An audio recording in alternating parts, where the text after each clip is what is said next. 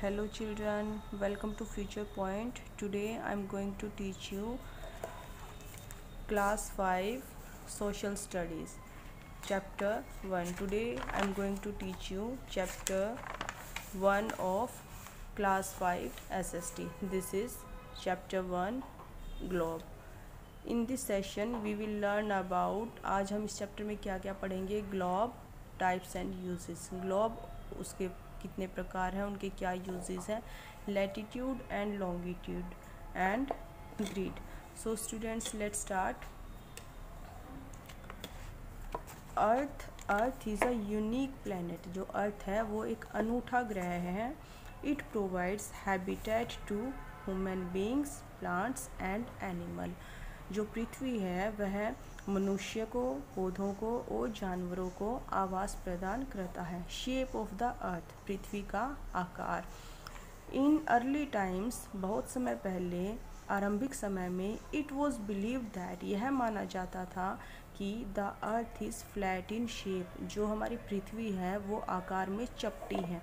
Due to this reason, इसी कारण sailors never venture till the coast for fear of falling off the edge of the flat surface of the earth. इस कारण से नाविकों ने कभी भी पृथ्वी की समतल सतह से किनारे से गिरने के डर से जोखिम नहीं उठाया. नाउ अब explorer and astronauts have confirm that the earth is spherical in shape.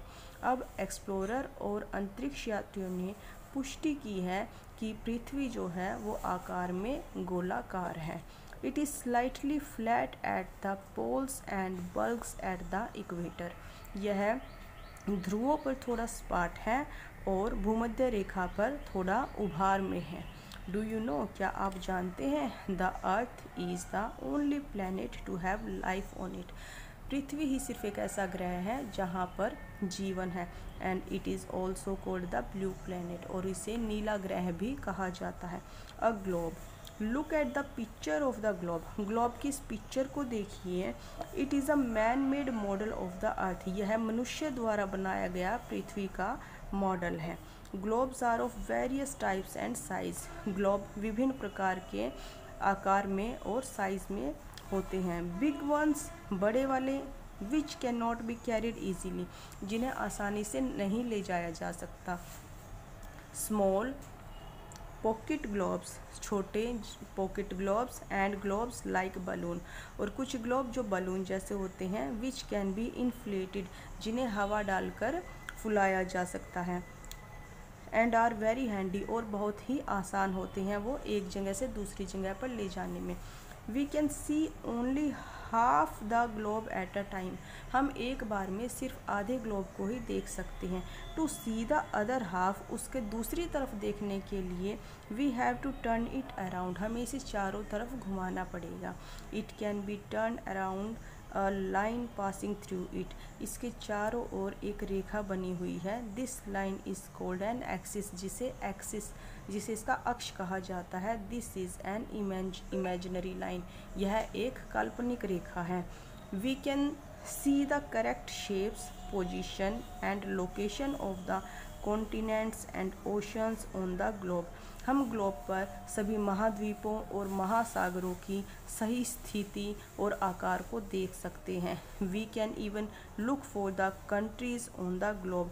हम दुनिया के देशों की तलाश भी ग्लोब पर कर सकते हैं. Look at the globe, globe को देखिए. And see its two end points, और इसके टू एंड्स पॉइंट को देखिए. The one at the top is called the North Pole. जो ऊपर है, सबसे ऊपर, इसे नॉर्थ पोल, उत्तरी ध्रुव कहा जाता है. While the one at the bottom is called the South Pole, और जो यहाँ निचली सतह पर है इसे साउथ पोल, दक्षिणी ध्रुव भी कहा जाता है. The line joining the two ends point, जो इन दोनों अंतिम बिंदुओं को मिलाती है, उस लाइन को called the axis of the अर्थ, उसे पृथ्वी का अक्ष कहा जाता है. बट रिमेंबर, लेकिन याद रखना, axis is an imaginary line. जो एक्सिस है, जो अक्ष है, वो एक काल्पनिक रेखा है.